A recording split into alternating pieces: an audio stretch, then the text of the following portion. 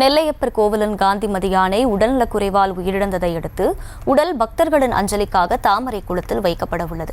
கூடுதல் விவரங்களோடு நேரலையில் இணைகிறார் எமது செய்தியாளர் ராஜா. அவரிடம் கேட்கலாம். ராஜா, வணக்கம். எவ்வளவு நேரம் பொதுமக்களின் அஞ்சலிக்காக யானையின் உடல் வைக்கப்பட உள்ளது? மேலும் எப்போது இந்த இறுதிச் சடங்குகள் எல்லாம் நடைபெற இருக்கின்றன? முழு விவரம்.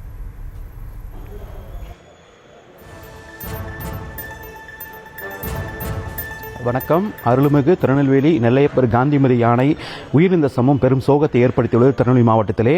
தற்பொழுது அந்த இறுதிச் சடங்கு நடைபெற இருக்கிற இடத்திலே தான் நிற்கிறோம். இந்த இடத்துல இப்போதைக்கு பொறுத்த வரைக்கும் யானைக்கு முழுமையாக அபிஷேகங்கள் ஆராதனை நடைபெற இருக்கிறது.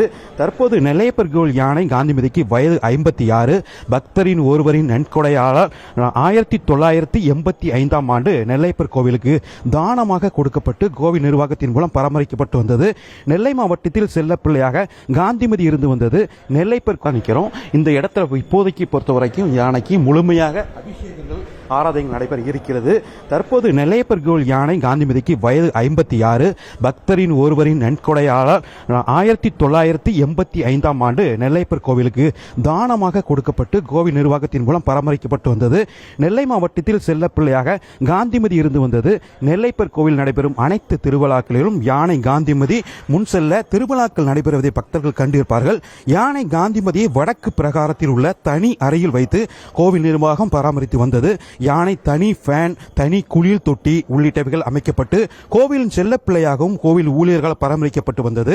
இந்த நிலையில் கடந்த ஒரு மாத காலமாக தூக்கமின்மையின்றி முட்டுவலி உள்ளிட்ட பல்வேறு பிரச்சனைகள் பாதிக்கப்பட்ட நிலையில் வனத்துறை மற்றும் கால்நடைத்துறை மருத்துவர்களால் தீவிர சிகிச்சை அளிக்கப்பட்டு வந்தது.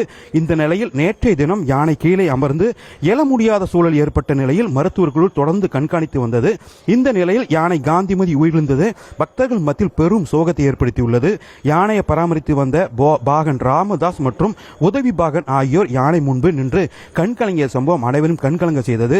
பக்தர்கள் கண்ணீர் மல்க யானைக்கு அஞ்சலி செலுத்தி வருகின்றனர். கோவில் நிர்வாகம் சார்பில் தற்போது யானை காந்திமதிக்கு இறுதிச் சடங்கு செய்வதற்காக தற்பொழுது தயார் நிலையில் வைக்கப்பட்டிருக்கிறது. தொடர்ந்து நெல்லையப்பர் கோயில் யானை இப்போ தற்போது நெல்லையப்பர் கோயில் நடை சாத்தப்பட்டிருக்கிறது. நெல்லையப்பர் கோயில் நடை சாத்தப்பட்டு பக்தர்களுக்காக 1 மணி நேரமாக அஞ்சலிக்காக வைக்கப்பட்டிருக்கிறது. சரியாக 1:30 மணி அளவில் தாமரை குளத்தில் இறுதிச் சடங்கு நடைபெறும் என கோவில் நிர்வாகம் தெரிவித்திருக்கிறது.